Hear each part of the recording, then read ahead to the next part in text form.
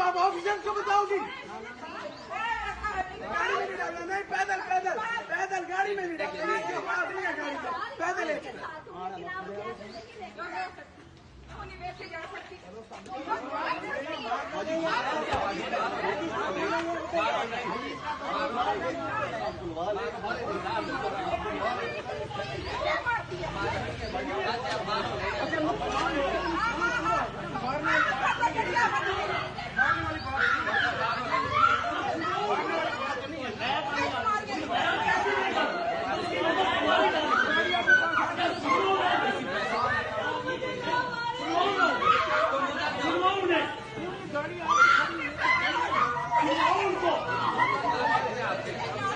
उनको छुड़वाओ ना, कैसे छुड़वा रहे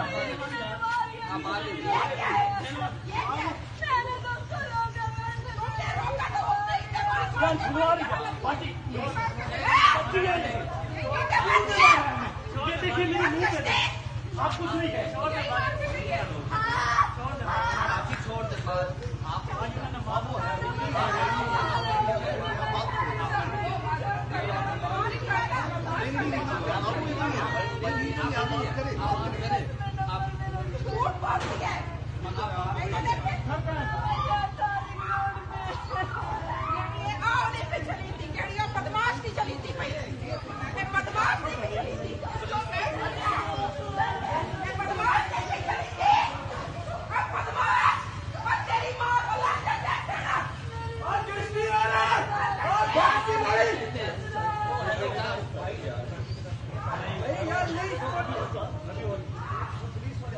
अभी आ जाते पुलिस वाले।